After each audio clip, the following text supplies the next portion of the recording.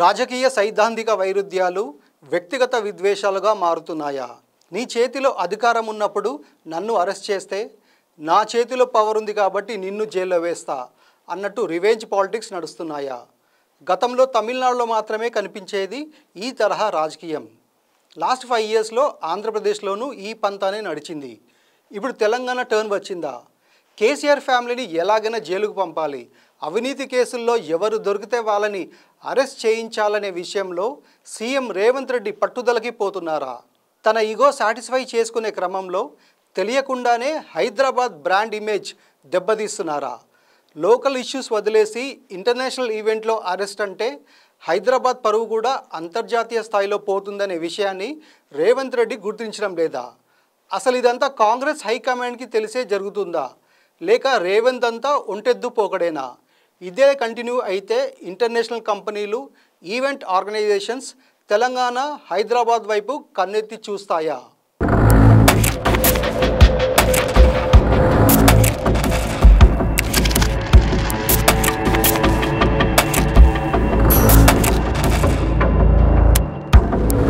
ఇన్నాళ్లు జరిగిన ప్రచారం వాస్తవమైనది. ఫార్ములా ఈ రేసింగ్ వ్యవహారంలో A1గా కేటీఆర్ పేరును చేర్చింది రేవంత్ సర్కార్. అంటే బీఆర్ఎస్ వర్కింగ్ ప్రెసిడెంట్ అరెస్ట్ కు కాంగ్రెస్ ప్రభుత్వం 2 స్టెప్స్ దూరంలో ఉంది. తప్పు చేస్తే కోట్ల రూపాయల అవినీతికి పాల్పడితే ఎవరినైనా అరెస్ట్ చేయాల్సిందే. కేటీఆర్ సైతం ఇందుకు మినహాయింపేమీ కాదు. కానీ ఎన్నో ఆరోపణలు చేసి ఇంకెన్నో వార్నింగ్లు ఇచ్చి ఫార్ములా రేసింగ్ ఈవెంట్లో కార్నర్ చేయడమే హాట్ టాపిక్. ఇప్పుడు లోకల్ ఇష్యూస్ ఎన్నో ఉన్నాయి. కాళేశ్వరంతో మొదలు పెడితే ఫోన్ ట్యాపింగ్, డ్రగ్స్ వ్యవహారం, జన్వాడ ఫామ్ హౌస్ ఉదాంతం, లగచర్ల ఇన్సిడెంట్, కేటీఆర్ ను అరెస్ట్ చేయాలనుకుంటే వీటిల్లో ఏదో ఒక కేసులో తిరుగులేని ఆధారాలు సంపాదించి గట్టిగా ఇరికించవచ్చు. ఇవన్నీ వదిలేసి ఫార్ములా ఈ రేసింగ్ ఈవెంట్లో గోల్మాల్ చేశారంటూ అరెస్ట్ హడావుడి చేయడం కేటీఆర్ కన్నా హైదరాబాద్కే ఎక్కువ నష్టం చేస్తుందేమోనన్న ప్రచారానికి స్కోప్ ఇస్తోంది. ఇది మరీ బాగుంది. కేటీఆర్ ను అరెస్ట్ చేస్తే హైదరాబాద్ బ్రాండ్ ఇమేజ్ ఎందుకు దెబ్బతింటుంది? భాగ్యనగరం కీర్తికి కేసీఆర్ కొడుక్కి ఏం సంబంధం అనిపించినా జరిగేది మాత్రం అదే. ఎలక్ట్రిక్ వెహికల్స్ వాడకాన్ని ఎంకరేజ్ చేయడానికి వరల్డ్ వైడ్ గా ఉన్న ఫేమస్ సిటీస్ లో ఫార్ములా ఈ రేస్ కాంపిటీషన్ ను నిర్వహిస్తుంటారు. Federation of international automobile FIA ఈ రేసులను కండక్ట్ చేస్తుంటుంది. అలా హైదరాబాద్ వేదికగా 2023లో ఫిబ్రవరి 5 నుంచి 11 వరకు ఈ రేస్ 9th సీజన్ పోటీలు జరిగాయి. హుసేన్ సాగర్ ఒడ్డున గ్రాండ్ గా జరిగిన ఈ ఈవెంట్ ప్రపంచ దృష్టిని ఆకర్షించింది. మొత్తం 11 జట్లు, ప్రపంచంలోనే అత్యంత క్రేజ్ ఉండే 22 బ్రాండ్ల ఎలక్ట్రిక్ కార్లు పార్టిసిపేట్ చేశాయి. రేస్ చూడడానికి 35,000 మంది వచ్చారు. 150 దేశాల్లో లైవ్ టెలికాస్టింగ్ జరిగింది. ఫార్ములా ఈ రేస్ తో Tokyo, Shanghai, Berlin, Monaco, London లాంటి వరల్డ్ క్లాస్ సిటీస్ లిస్ట్ లో చేరి పరపతి పెంచుకోంది హైదరాబాద్. ఈ పోటీ వల్ల తెలంగాణకు సుమారు 700 కోట్ల రూపాయల ఆర్థిక లబ్ధి చేకూరిందని అంచనా వేసింది నీల్సన్ స్పోర్ట్స్. అంటే ఒక్క పోటీ హైదరాబాద్ రేంజ్ ను నెక్స్ట్ లెవెల్ కి తీసుకువెళ్ళింది. అందరి సహాయంతో ఫస్ట్ రేస్ సక్సెస్ కాగా 2024 ఫిబ్రవరిలో జరగాల్సిన రెండో రేస్ కు స్పాన్సర్ల ఇష్యూ వచ్చింది. ఈవెంట్ జరగాల్సిన సమయానికి తాము స్పాన్సర్స్ ను తెస్తామన్నారు కేటీఆర్.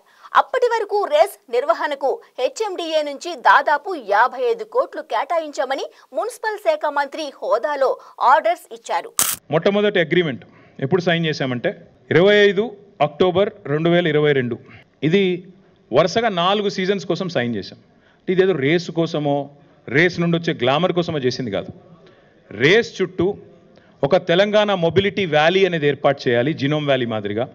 అందులో ఇన్నోవేషన్ జరగాలి, రీసెర్చ్ జరగాలి, మ్యానుఫ్యాక్చరింగ్కి తెలంగాణ హబ్ కావాలి. ఎలక్ట్రిక్ వాహనాలకు భారతదేశంలో అడ్డా ఎక్కడుంది అంటే తెలంగాణ ఉంది అని ప్రపంచం మాట్లాడుకోవాలి. ఇది మా ఎజెండా. ఫండ్స్ రిలీజ్ అయిపోయాయి. ఈలోగా ఎలక్షన్స్ వచ్చి బీఆర్ఎస్ ఓడిపోయి కాంగ్రెస్ అధికారంలోకి వచ్చింది. రేవంత్ సర్కార్ ఈ రేస్ పోటీలను రద్దు చేయడంతో FIA తీసుకున్న 55 కోట్లు వెనక్కి ఇవ్వలేదు. ఆ 55 కోట్ల వ్యవహారంలోనే ఇప్పుడు కేటీఆర్ కు ఉచ్చు బిగించారు. ఏస్తే వేసుకో, ఉత్సాహ నాకేం ఫరక్ పడేదేం లేదు. ఓ 2 నెలలు 3 నెలలు నువ్వు జైల్లో పెట్టి పైశాచిక ఆనందం పొందుతా అంటే నాకేం అభ్యంతరం లేదు. అసలు జరగాల్సిన పోటీలు రద్దు చేయడంతో హైదరాబాద్ ఇమేజ్ రాంగ్ రీజన్స్ తో వార్తల్లో నానింది.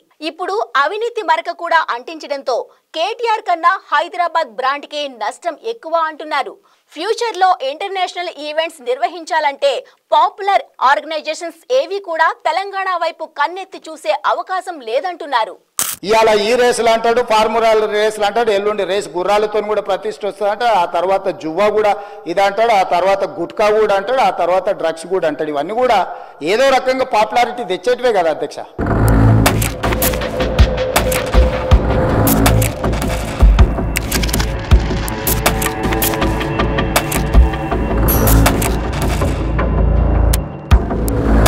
ఒలింపిక్స్ లాంటి ఇంటర్నేషనల్ స్పోర్ట్స్ ఈవెంట్స్ మన దగ్గర జరగాలంటూ స్పీచ్లు దంచేది వాళ్లే. ఒక అంతర్జాతీయ స్థాయి పోటీ నిర్వహిస్తే అందులో తప్పులు వెదికి అరెస్టులకు దిగేది వాళ్లే. ఇలాగైతే రాష్ట్రం వైపు చూసేది ఎవరు? పెట్టుబడిదారులు ముందుకొస్తారా? కారణాలు ఏవైనా సరే పగ్గాలు చేపట్టిన తర్వాత హైదరాబాద్ ఇమేజ్ని పన్నిగట్టుకుని చంపేశారనే అపవాదు పడింది రేవంత్ రెడ్డి మీద. మరి దెబ్బతిన్న బ్రాండ్ వాల్యూని పెంచడానికి చర్యలు తీసుకోవాల్సింది పోయి మళ్ళీ లేవకుండా మూసీలో నిండా ముంచేయాలని ఫిక్స్ అయ్యారా? సింపతి ఫ్యాక్టర్తో తన చరిష్మాతో తెలంగాణ కాంగ్రెస్కు కొత్త ఇమేజ్ తెచ్చిన రేవంత్ తప్పుడు నిర్ణయాలతో పార్టీకి టోటల్గా డెంట్ పడేలా చేస్తున్నారా? అరెస్ట్ చేస్తున్నామనే భ్రమలో కేసీఆర్ తనయుడి మీద సింపతి తెచ్చి ఫ్యూచర్లో సీఎం చైర్కు దగ్గర చేస్తున్నామని రియలైజ్ అవ్వడం లేదా? ముఖ్యమంత్రి పీఠం ఎక్కిన దగ్గర నుంచి రేవంత్ రెడ్డికి ప్రతిపక్షం రూపంలో ఇంకా గట్టిసెగ తగల్లేదు. ఒక రకంగా ఇది ఆయన అదృష్టమే. ప్రభుత్వ నిర్ణయాల మీద సోషల్ మీడియాలో ట్రోల్స్, మీమ్స్, విపక్ష నాయకులు రోడ్డెక్కి అప్పుడప్పుడు చేస్తున్న నిరసనలు తప్ప రేవంత్ పెద్దగా ఇబ్బంది పడిందైతే లేదు. ఎలాంటి జర్కులు లేకుండా తన పాలన స్మూత్ గా ఉండడం రేవంత్ కు కూడా నచ్చట్లేదు అనుకుంటా. అందుకే ప్రతిపక్షానికి ఎనర్జీ టానిక్ ఇచ్చి మరి వాళ్ళు బలపడేలా నిర్ణయాలు తీసుకుంటున్నారు ఆయన. ఈ రేసింగ్ లో కేటీఆర్ అరెస్ట్ వార్త అలాంటిదే. లీడర్ గా కేటీఆర్ ను మరింత స్ట్రాంగ్ చేసి ఆయనకు ఎక్కడలేని సింపతి తెచ్చిపెట్టే నిర్ణయం ఇది. బీఆర్ఎస్ అధికారంలో ఉన్న సమయంలో రేవంత్ మీద కక్షగట్టి 1కి 2 సార్లు జైలుకు పంపింది కేసీఆర్ సర్కార్. నా టైం వచ్చినప్పుడు మీకు ఇదే గతి పట్టిస్తానంటూ రేవంత్ అప్పట్లోనే సవాల్ విసిరారు. ఆ సమయం వచ్చింది. కేసీఆర్ ఫ్యామిలీని జైల్లో వేయడానికి లైన్ క్లియర్ చేస్తున్నారు. మరి ఇదంతా కాంగ్రెస్ అధిష్టానానికి తెలిసే జరుగుతుందా, లేకపోతే రేవంత్ పర్సనల్ రివెంజా అన్నదే ప్రశ్న. అసలే నేషనల్ లెవెల్లో ముక్కుతూ మూలుగుతోంది Congress. Rahul Gandhi hopeless image create చేసుకున్నారు. ప్రియాంక సత్తా తెలియాలంటే ఇంకొంచెం వెయిట్ చేయాలి. ఇక దక్షిణాదిలో కూడా అధికారంలో ఉంది 2 రాష్ట్రాల్లోనే. ఇన్ని కష్టాల్లో ఉన్నప్పుడు ఎంత కసిగా పనిచేయాలి?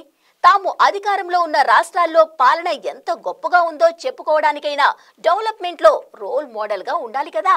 అప్పుడేగా మిగిలిన రాష్ట్రాలు ఆలోచించేది.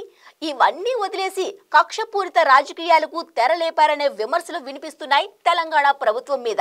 హైకమాండ్ సంగతి వదిలేస్తే కనీసం రాష్ట్రంలోని సీనియర్ లీడర్స్ తో అయినా రేవంత్ చర్చిస్తున్నారో లేదో.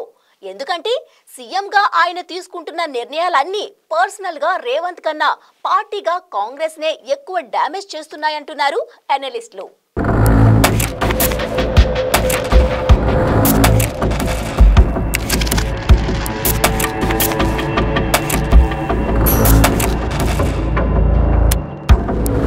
యాక్షన్ రియాక్షన్ పాలిటిక్స్కి తెలంగాణ కేర్ ఆఫ్గా మారుతుంది. ఇప్పుడు వాళ్ళు రెచ్చగొడుతున్నారు, వీళ్ళు రెచ్చిపోతున్నారు అన్నట్టు బిహేవ్ చేస్తున్నారు పొలిటీషియన్స్.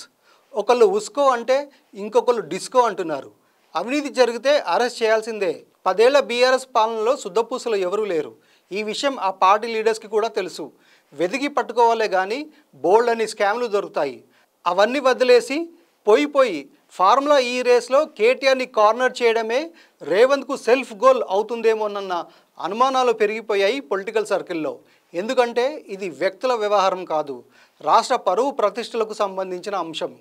రాజకీయం చేసుకుంటే ఎవరికి అభ్యంతరం లేదు, కానీ ఇంటర్నేషనల్ ఆర్గనైజేషన్స్ ఇన్వాల్వ్ అయిన ఈవెంట్స్లో అరెస్టులు అంటే డైరెక్ట్గా ఇండైరెక్ట్గా పెట్టుబడుల్ని ఆపడమే, రాష్ట్రం ఇమేజ్ దెబ్బతీయడమే. మరి రేవంత్ ఇప్పటికైనా రూట్ మారుస్తారా? ఎప్పటిలాగే ముందు వెనుక ఆలోచించకుండా దూసుకెళ్ళి సడన్ బ్రేక్ వేసి ముందుకు తూలి పడిపోతారేమో వేచి చూడాలి.